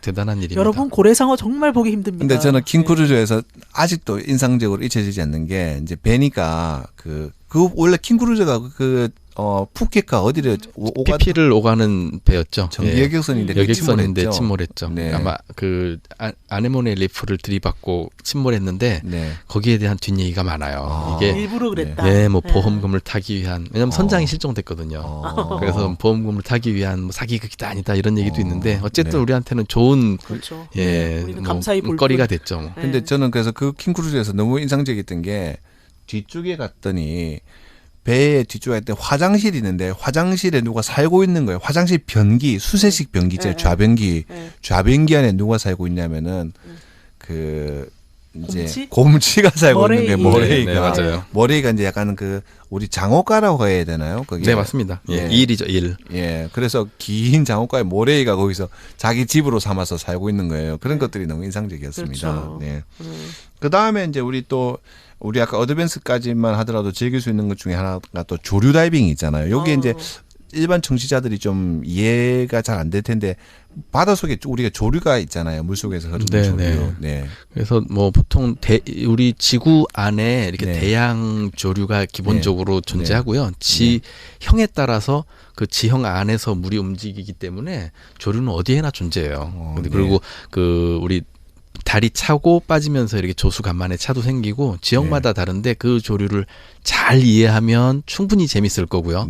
이해하지 못하고 낯선 곳에 가서 조류를 만나면 당황하기 쉽죠. 그래서 반드시 스쿠버 다이빙은 배워야 됩니다. 저 팔라우에서 조류가 엄청 센 데가 있는데 거기 조류 다이빙 하는 데가 아니고 그래서 거기는 조류 거리라는 걸 사용해가지고 산호초에 자기 몸을 걸고 지나다니는 그 물고기를 구경하죠. 정말 조류가 세더라고요. 그래서 이런 것들 이제 이런 종류가 그 어드밴스드까지만 하더라도 어드밴스드 오픈 충분히 즐길 수 있습니다. 충분히 즐길 수가 있는 거죠. 근데 이제 이 코스하고 별개로 종합 선물 세트를 받고 싶으면 저는 리브 어보드 이거는 가라고 무조건 타야 말씀드리고 되죠. 싶거든요. 리브 어보드. 네, 리브 어보드가 배 위에서 살다라는 뜻이잖아요. 예, 푸켓에서 떠나는 거는 아까 말씀하셨던 시밀란으로 떠나는 게 좀 많죠. 맞습니다. 시밀란은 푸켓에서 출발해서 북쪽 미얀마 쪽으로 가는 게 대부분이고요. 그리고 좀 스페셜한 트립으로 남쪽으로 가는 사우스 안다만 트립도 있어요. 그래서 그 남쪽으로 가게 되면은 아까 말씀하셨던 킹크루저, 샥포인트, 코동마이 그리고 피피 그리고 그 밑에 흰댕, 흰무항. 그래서 흰댕, 흰무항이 이제 빨간색, 보라색의 뜻이거든요. 그래서 그런 산호들이 엄청 많아요. 그래서 그런 흰무항, 코하. 그래서 하가 숫자 5예요. 그래서 숫자 5라는 섬이 5개, 사실은 6개인데 그 무인도까지 합쳐서 6개 있는 코하 지역도 가고 그래서 태국 제일 남부에 있는 그 꼬리배. 꼬리배에서는 말레이시아가 보여요. 그래서 그 밑에까지 가는 사우스 안다만 리버보드가 보통 2개의 트립으로 나뉘죠. 그래서 얼마 전에 제가 다녀온 게 남쪽으로 가는 트립이었고요. 시밀란 시즌은 이제 시작돼요. 그렇죠. 리버보드 배에서 그러면 계속 먹고 자고 하면은 정말 저도 3번 타봤거든요. 근데 정말 그 배에서 먹고 자고 다이빙밖에 하지 않죠. 그래서 한국 사람들은 지루하거나 혹은 안절부절해요. 이 좁은 데서 뭘 해야 될지 몰라서. 그러니까 서양 사람들 보면 해변에서 이렇게 책 하나 탁 들고 읽는지 폼을 잡는지는 몰라도 그걸로 시간을 잘 때우잖아요. 근데 이제 한국 사람들은 인터넷도 끊기고 그렇죠. 전화도 안 터지는 곳에 가서 사실은 낯선 애들하고 말 트기는 쉽지 않아요. 근데 이제 이렇게 마음에 잘 맞는 친구들하고 가면 그 시간 동안에는 굉장히 이렇게 원시의 시간을 느낄 수도 있고, 그죠? 스쿠버 다이빙에 집중할 수 있다는 장점이 있죠. 옷도 거의 안 걸치잖아요. 그냥 수영 팬티 하나. 그러지 마세요. 왜요? 제발 입고 계세요. 뭘 더 입어야 되죠? 공용의 공간인데 이렇게 너무 이렇게 수영복만 입고 있으면은 좀 불편한 경우들도 있어요. 전 좀 챙겨 입었는데 대부분은 안 챙겨 입고 있더라고요. 요즘 한 배에는 몇 명 정도 타나요? 요즘은 보통 20명의 다이버가 타죠. 그리고 스태프들이 이제 뭐 주방에서 일하는 스태프나 그 다이브 크루들까지 해서 10명, 30명 정도가 타죠. 그러면 그 30명 인원이 요즘도 한 4박 5일 정도 가나요? 네, 보통 따지면 4박 4일이죠. 밤에 비행기 타고 오는 그 여행객들이 밤에 타고 다음 날부터 바로 다이빙을 시작하죠. 그러면 이제 그 배에서 계속 먹고 자면서 배는 이제 그 다이빙 사이트를 이동하면서 네, 맞습니다. 그리고 하루에 한 4회 정도 다이빙을 했던 걸로 제가 기억을 하는데 그러면 총 한 16회 정도 다이빙을 합니까? 네, 보통은 4회, 2회가 우리나라에서 출발하는 항공편과 그다음에 직장인들이 휴가 낼 수 있는 거에 대한 한계도 또 있어요. 그래서 그런 걸로 봤을 때는 한 5박 6일 전체 트립 일정 중에 4박 정도는 리버보드에서 하면 딱 공항에 내려서 리버보드에 탑승하고 딱 트립이 끝난 다음에 바로 푸켓에서 마사지 받고 밥 먹고 집에 갈 수 있죠. 네. 그래서 이 정말 리버보드는 다이빙을 위한 다이빙에 의한 다이빙의 배라고 할 수 있는데, 네. 근데 우리 미슐랭님이 이제 이게 사실 우리가 스쿠버 다이빙의 이게 하이라이트다, 이게 꽃이다라고 이제 리버보드를 이야기했는데, 우리 그 노마님 생각에는 리버보드가 이게 좀 하이라이트라고 할 수 있는 좀 이유가 있을까요? 사실은 리버보드 트립은요 준비가 많이 돼야 돼요. 그래서 여행하는 사람도 처음에는 초보 다이버들이 네. 이제 리버보드 트립을 타면은 여기도 갈 수 있고 저기도 갈 수 있고 하니까 짧은 일정 중에도 많은 거를 구경할 수 있다라는 장점을 그렇죠. 이제 네네. 얻기 위해서 네. 대부분 리버보드 트립을 도전하는데 네. 멀미에 관련된 것도 해결을 해야 됩니다. 아, 네네. 네. 그리고 보통은 그 배멀미가 시작되면 멀미약에 의존해 있다 보니까 낮에 네. 계속 졸음이 와요. 네. 그래서 졸음이 오다 보면은 좀 몽롱한 상태에서 다이빙을 하는 경우도 있고요. 그리고 다이빙 끝나고 나서 육지에 내리면 또 육지 멀미가 또 와요. 네, 그래서 집에 가는 날까지 멀미를 하는 사람들도 있는데 그거는 제가 뭐 사람들마다 다른 생리적인 현상이기 때문에 어떻게 말씀드리진 못하겠지만 좀 대부분 음식 섭취나 이런 부분에서 좀 조율을 잘 하시면 네, 리버보드 트립에서도 크게 어려워하지는 않을 것 같아요. 근데 리버보드 타서 이제 아침 하루 일과를 보면 아침 한 6시에 계속 먹죠. 예. 깨워가지고 새벽 다이빙부터 빈속에 한번 하잖아요. 네. 네. 그다음에 다이빙 1시간 정도 하고 올라오면 아침을 과일이랑 주죠. 아침이랑 푸짐하게 먹고 약간 낮잠 자고 얘기 좀 하고 있으면 두 번째 다이빙 한 네, 10시 네. 뭐 이때쯤 하고 갔다 오면은 또 점심 먹고 또 잠시 쉬다가 또 오후에 하고 그다음에 또 저녁에 하고 하루에 너댓 번 하다 보면 정말 바쁘잖아요. 바빠요. 쉬는 네. 시간이라 그러면 잠깐 눈 붙이고 잠깐 책 읽고 잠깐 수다 떨면 또 다이빙 또 하죠. 옵션으로 그 미슐랭님 좋아하는 또 야간 다이빙을 또 해야 되잖아요. 네, 옵션 아니고 거의 저는 필수로 합니다. 포함이었는데. 네, 그래서 야간 다이빙 아까 잠깐 얘기했는데 이렇게 우주 같은 걸 경험할 수 있다고 하는데요. 네, 네. 이거는 말로 표현하기 정말 어려운데 이 낮에는 물고기만 보이지만 밤에 랍스터들이 이사를 가요. 맞아요. 그래서 아빠 랍스터, 엄마 랍스터, 애기 랍스터, 형 랍스터들이 5마리가 집을 이동해요. 네. 그래서 얘네들이 새 집을 찾아서 이동하다가 우리를 발견하면 주랭랑을 치죠. 네. 네. 근데 그 모습을 보면 진짜 사람 사는 거하고 똑같아요. 그리고 맞아요. 아까 곰치 말씀하셨잖아요. 네.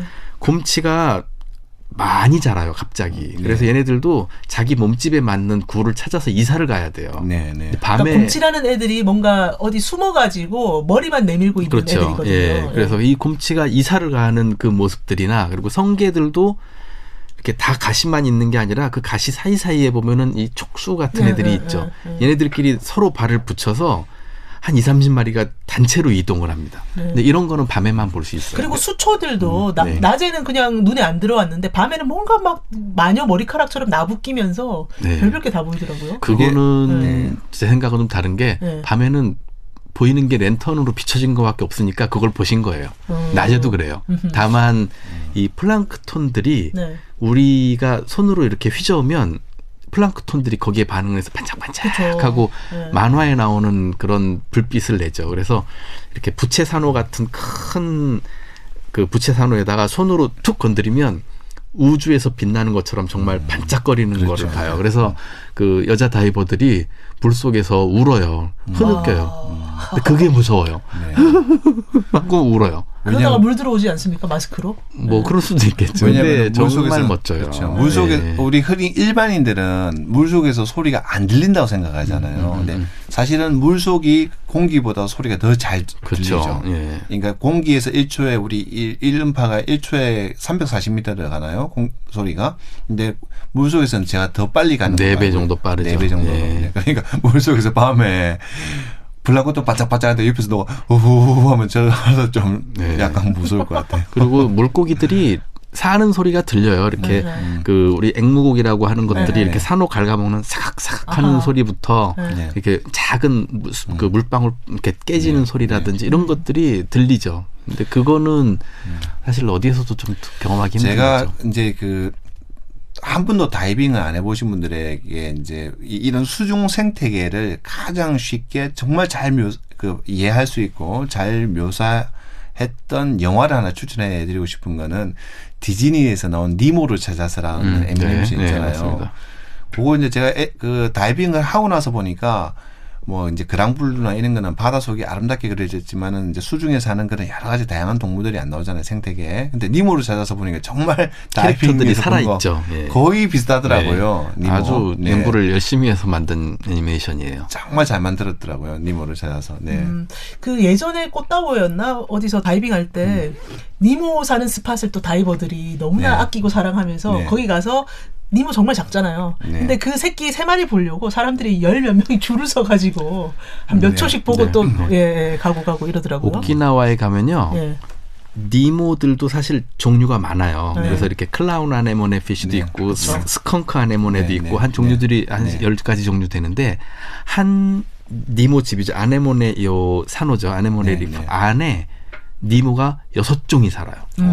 네, 그리고 네. 물고기들이 좀 사람들이 흔히 오해하는 것들이 있는데 니모는 보통 그 덩치 크고 힘센 암놈이 이 전체를 좀 이렇게 군림하는 성향이 있고요. 네. 만약에 네. 그 성 전환을 합니다, 얘네들이. 네. 그래서 수컷이 죽거나 그러면 수컷으로 변하거나 이렇게 그래요? 성 전환을 하는 물고기예요. 네. 네. 근데 사실은 이제 니모가 저도 다이빙 하기 전 몰랐는데 니모가 아네모네에 살아서 니모더라고요. 아네모네, 예. 그렇게 그리고 이름을 부르죠. 아네모네가 말미잘이죠. 네, 우리 맞습니다. 말로 그러니까 아네모네라고 하면 네. 얼마나 아름다워요 발음이. 근데 말미잘하면 흉악한. 왜요? 말미잘 같은 놈아 이런 말미잘. 옛날 욕이 있었어요. 말미잘 노마예요? 이쁘잖아요. 말미잘. 이 멍게 해삼 말미잘 같은 놈아 이런 욕이 멍게만 있잖아요. 맛있고 해삼 맛있고 아니 말미잘. 맛은 있는데.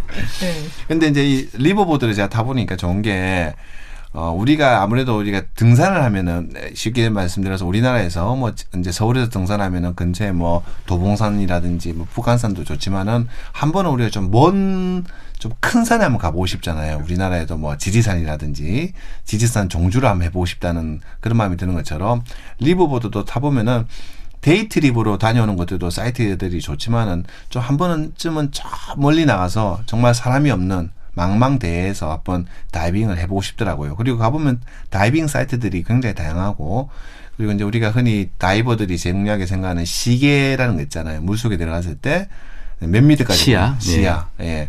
거기에 이제 시밀란에서 30-40m가 팡팡 터지죠. 시밀란에서 제가 그 보통 30m 정도 보일 때는 약간 무서울 때도 있었어요. 가끔 어떤 착각이 오냐면 내가 물속에 안 있는 것 같은 느낌이 오는 거예요. 너무 맑고 깨끗하니까 내가 마치 물속에 안 있는 것처럼 내가 꼭 혹시 그 물속이 아닌 거 아닐까 싶어서 수경을 한번 살짝 벗어보니까 물이 확 들어와요. 수경 속에. 아, 내가 물속에 있는 거 맞구나. 그런 느낌이 들 정도로. 그래서 이제 그런 매력이 굉장히 있는 것 같아요. 그리고 리버보드 자체에 다이빙하는 것도 매력이지만은 저는 리버보드를 타고 나가고 돌아오고 하는 그 과정, 그 다음에 하루에 일과 마치고 나면 할 게 없잖아요. 저녁에 이제 다이빙 마치고 나면 해지고 나면 이제 배를 어디다 정박을 하니까. 그때부터 인터넷도 안 되지, 뭐, 와이파이도 안 되지, 아무것도 안 되니까, 이제 그때부터. 진짜 친구를 만드는 거죠. 친구 만들고 네. 하는 건데. 아니 또 리버보드 네. 배가 보통 3층이잖아요. 네. 네. 1층, 그러니까 제일 밑에 있는 층이 선실에서 네. 이제 잠자는 네. 공간이고, 두 번째가 식당 같은 거 있는 공용 공간, 네, 세 번째가 그렇죠. 이제 썬덱. 썬덱이죠. 댁이죠. 예. 네. 근데 밤에 여기 올라가서 달빛을 받으면서 와인을 마시면서 얘기를 하다 보면 저는 굉장히 이제 낭만적이죠. 거기서 주로 이제 비아 창을 마시면서, 네.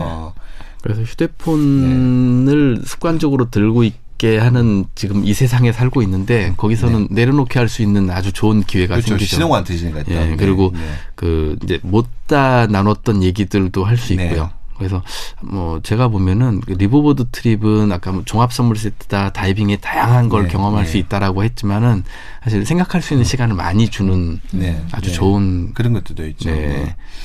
근데 이제 우리 물속에 아까 볼거리들 좀 이야기했잖아요. 근데 혹시 그 미슐랭님은 개인적으로 물속에서 어떤 동물을 좋아하세요? 좋아하는 동물 그러니까 수중 생물이 있습니까? 뭐 한동안 누디 네. 브랜치 그 갯민숭 달팽이죠. 네. 그런 좀 그런 뭐랄까 연체동물과 되게 좋아했었고 네. 아네모네 있잖아요. 말미잘. 네. 걔가 그 길다란 촉수를 흐느적 하고 있는 게 보고 있으면 정말 빠져들어요. 너무너무 황홀해요. 아니 좀 전까지 말미잘 싫다고 했다가 그러니까 다시 말미잘이라는 네. 어감은 싫은데 아네모네 그리고 네, 생긴 네. 것 자체는 굉장히 좋아요. 이쁘죠. 네, 네. 그리고 그 아네모네가 이게 흐느적 하고 있으면 그 사이에 딱 보면은 니모가 딱 그렇죠. 숨어 있죠. 네. 근데 보통 우리 다이버들이 이제 그 수중 생물들이 좋아하는 게 저도 처음에는 다들 큰 걸 찾잖아요. 뭐 네. 만타레이, 그러니까 가오리, 그러니까 뭐 우주선 그다음에 같은 고래 상어.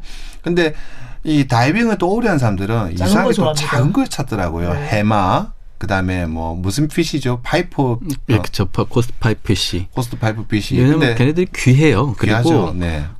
좀 이런 얘기하면 좀 그렇지만 귀찮아요. 그래서 멀리 안 가기 위해서 예, 그 자리에서 찾는 경우들도 있어요. 근데 그리고 찾다 보면 나오거든요. 근데 네, 고래는 아무리 찾아도 안 나와요. 그렇죠. 네. 근데 네. 그 아까 니모 얘기하셨는데 네. 니모가 바닷속에서 상어한테 물리는 확률은 정말 없는데 니모한테 물릴 수 있는 확률은 아주 높아요. 맞아요. 네. 예. 그리고 물려서 아프거나 다치거나 하는 게 아니라 기분이 나빠요. 요만한 애한테 내가 물렸다니라는 네, 이 네, 기분 네, 때문에 네. 니모 같은 애들도 되게 자기 방어적인 행동을 하는 애들이기 때문에 네, 네. 우리가 걔네들을 볼 때는 네. 가급적이면 좀 멀리서 봐야 되고요. 네. 그리고 얼마나 불안하겠어요. 그렇죠? 그렇죠. 인간이 예, 자기 새끼를 빼앗아갈까봐 알 뺏기잖아요. 네, 네. 니모 보면. 그래서 걔네들한테 다가가서는 사진 찍을 때도 플래시도 최소한만 해야 되고 거리도 네. 충분히 둬야 되고. 네. 그래서 좀 다이브 배우시는 분들이 자기는 몰라요. 오리발질하고 이러는 것들을 그렇죠. 내 오리발이 지금 어떻게 하고 있는지 네네. 모르기 때문에 내 오리발로 인해서 5년 네. 동안 자랐던 산호들이 부서지고 이런 거를 몰라요. 네.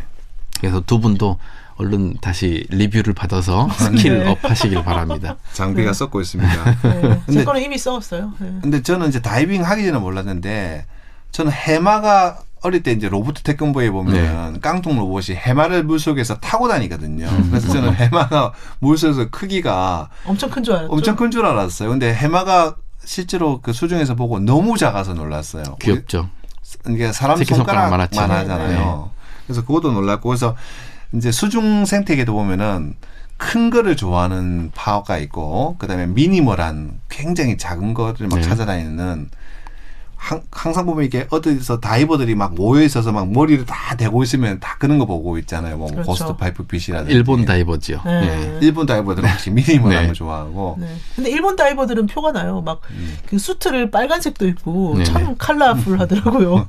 아 근데 수트는 네. 저는 또 수트도 역시 이태리제가 이쁘더라고요. 네. 그래서 저는 제가 선호하는 마레스? 브랜드가 마레스. 네. 저는 모든 장비가 마레스가 제일 이쁘더라고요. 컴퓨터도 마레스 뭐 어쨌든 저는 수중 생물에서 제가 굉장히 좋아하는 게 거북이에요.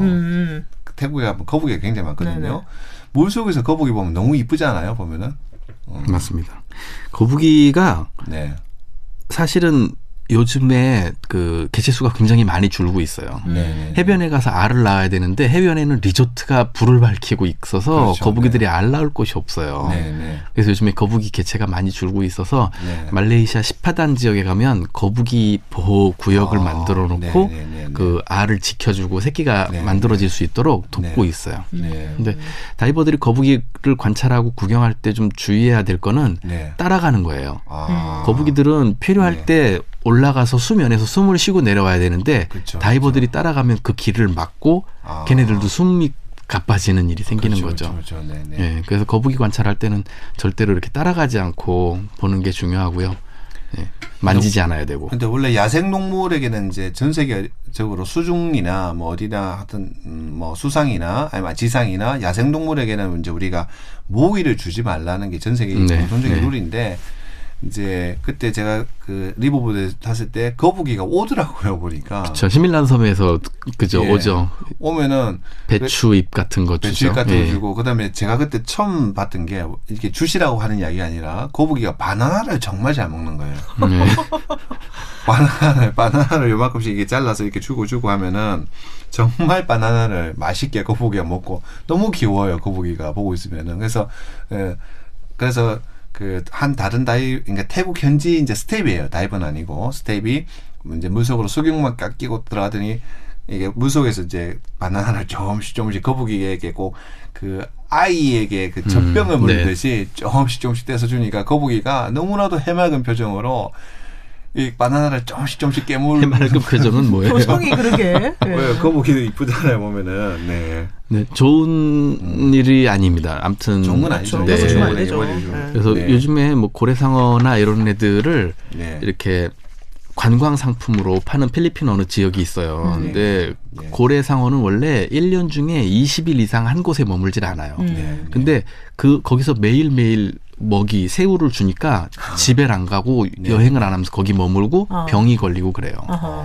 그리고 이제 그 오래된 왜냐하면 신선도를 유지하기가 쉽지가 않잖아요. 그래서 냉동 새우를 주는데 그 새우를 먹기 위해서 그 자리에서 머물고 관광객들한테 사진 찍히고 만져지고 이러면서 좀 많이 피해를 보고 있으니까 절대 그런 상품은 사실 이용하지 않는 게 좋습니다. 제가 노마님에 비해서 그 굉장히 다이빙 횟수는 적은데 제가 이제 인상 깊었던 리버보드에서 시밀란 갔을 때 너무 황홀했던 경험을 몇 가지 말씀드리면은 첫째 이제 수중 생물은 수중에 그 멸치대가 많잖아요. 그래서 멸치대를 항상 모여서 이렇게 사냥하고 몰려다니고. 그렇죠. 몰려다니고. 그러다가 군집 동물이라서 군집동물. 수천 마리, 수만 마리가 모여있죠. 수만 마리 모였다가 그러다 자기보다 더 큰 생물이 자기보다 더 위에 큰 포식 동물, 특히 바라쿠다라고 하는 그 카지보다 더 큰 그런 동물들이 오고 하면 막 순간적으로 그 꼭 새처럼 하늘에 새처럼 흩어지고 하잖아요. 소리가 들리죠. 얘네들이 물속에서 나르는 소리가 들리죠. 그렇죠. 휙 하는 바람 소리가 물속에서 들려요. 그 장면은 정말 보지 않으면 참 설명하기 어려운데. 근데 그 장면이 아침 다이빙을 하고 나서 수면 정지를 하고 있을 때 리버보드 때문에 가능해요. 왜냐하면 물고기들이 아침 저녁으로 식사 시간이 있어요. 그래서 이 참치떼들이 사냥할 때는 서로 도와줘요. 그래서 글라스피쉬라는 그 작은 물고기들이 산호 밑에서 숨어 있고 이쪽에서 공격하고 이쪽에서 막아주고 하면서 그거를 아침 저녁으로 두 번 그걸 볼 수 있는 게 리버보드 트립이죠. 근데 아침에 우리가 이제 다이빙을 하고 나면은 몸속에서 이 질소를 좀 뽑아내야 되기 때문에 수면 5m 아래에서 한 3분 정도 안전정지라고 하는 거 기다렸다가 나와야 되는데 그때 물속에 아무 생각 없이 있는데 내 주변을 멸치떼가 에워싸고 있고 하늘에서 이제 해가 떠가지고 밑으로 수면 밑으로 투명한 그 햇살을 쫙 내려 비치고 있으면 신의 계시가 내려오는 것 같죠. 그때 완전 종교적인 감성에 빠져요. 그래서 제가 보면은 제일 좋아하는 다이빙이 저는 모닝 별로 안 좋고 그다음에 오후도 별로 안 좋고 11시가 제일 좋더라고요. 그러니까 오후 1시도 좋은데 11시 때는 이제 거의 햇살이 수직으로 이제 꽂히려고 하거든요. 그때는 물속이 똑같은 바다인데도 너무 진짜 환상적이고 정말 약간 몽환적이라서 내가 다들 그런 표현 쓰죠. 물 속에 있는 건지 꼭 밖에 있는 건지 그런 기분을 많이 느끼거든요. 그리고 이제 우리 다이빙의 매력이 그 이제 뭐니 해도 그 중력으로부터 자유로워지는 거잖아요. 우주인들이 항상 보면은 이제 우주선 타기 훈련을 하기 전에 꼭 스쿠버 다이빙을 배우잖아요. 무중력. 근데 이제 그 우주인들을 에스트로넛이라고 영어로 말하는데 그 다이빙 많이 하는 사람들을 아쿠아넛이라고도 하죠. 되게 비슷하죠. 그리고 느낌도 비슷합니다. 그런데 이제 처음에 우리가 그 다이빙을 배우고 그 처음에 오프로드 어드밴스드에서 생각보다 그게 처음엔 좀 어렵습니다. 이게 물 속에서 가만히 일정한 높이에서 떠 있기 이게 어렵거든요. 초보들은 계속 오리발 파닥파닥 하고 있고 고수로 갈수록 가만히 있습니다. 그러니까 이제 그 호흡으로 해서 공기가 폐에서 빠져나가면은 가라앉고 공기를 마시면 뜨는 거 요걸 가지고 이제 조절하는 건데 제가 그 이제 시밀란에 갔을 때 한 번 너무나도 인상 깊었던 다이빙이 뭐냐면은 처음에 이제 우리가 항상 처음에 내려갈 때는 금방 내려가잖아요. 수심 한 30m까지 바닥으로 쭉 내려가서 바닥 30m에 딱 닿으니까 그때부터 이제 우리가 앞에 그 현지 스텝 가이드를 따라서 수중 가이드를 따라서 천천히 위로 올라오는데 올라오면서 자꾸 구경을 하다 보니까 거의 이제 수심 한 10m까지 올라오다 보니까 제가 순간적으로 그걸 느꼈어요. 아, 이게 하나의 산이구나 하는 걸 느꼈거든요. 그러니까 우리가 처음에는 바닷속에 산 많이 있어요. 바닷속에 산인 거죠. 그래서 그 순간에 어떤 느낌이 들었냐면은 영화 와호 장룡에서 보면은 그 대나무 위에서 이제 장쯔이하고 주윤발이 막 그 칼싸움을 하잖아요. 근데 그런 중국 영화에서는 날아다니는 게 이제 상상이거나 아니면 와이어를 달아야 되는데 우리는 가능하죠. 우리는 그게 가능한 거예요. 막 그래서 제가 만약 이게 바다가 아니었다고 하면은 내가 이 산을 이렇게 천천히 날아오르듯이 그래서 결국 그 산 꼭대기까지 다 보고 온 거예요. 천천히. 저도 그거를 그런 경험을 할 수가 있었을까 하는 생각이 들었습니다. 저도 아침에 약간 어둑어둑할 때 그걸 굉장히 많이 느꼈는데 정말 큰 바위들이 많이 있어요. 바닷속에. 근데 호흡 한번 쓱 들이쉬면 제가 좀 폐가 커가지고 한 몇십 초 동안 천천히 들이쉬면 몸이 쭉 올라가서 네. 그 산을 그냥 호흡 한 번에 넘는 거예요. 네. 그러다가 이제 다시 내려가야 되면 또 장찌네요. 와우 장면이 네, 그게 정말 황홀경이 네, 되더라고요. 그리고 그 근처에 이스트 오브 에덴이라는 다이빙 사이트가 있잖아요. 보통 맞아요. 제일 먼저 하죠. 네. 다이빙. 근데 이름이 너무 아름답지 않아요? 에덴의 동쪽. 네. 근데 에덴의 동쪽이 어떤 느낌이냐면은 네. 그 산호초들이 경사면을 따라서 쭉 분포해 있는데 네, 색깔이 네. 정말 알록달록하고 그렇죠. 너무너무 평화로운 데여서 네. 와 정말 태초에 하나님이 있다면 그걸 네. 지었을 땅 에덴이구나 여기가. 네, 네, 네. 그런 느낌도 굉장히 좋아했었어요 저는. 그렇죠. 그래서 리버보드를 타야만 느낄 수 있는 장점이 있는데 이거를 준비를 잘해야 돼요. 네.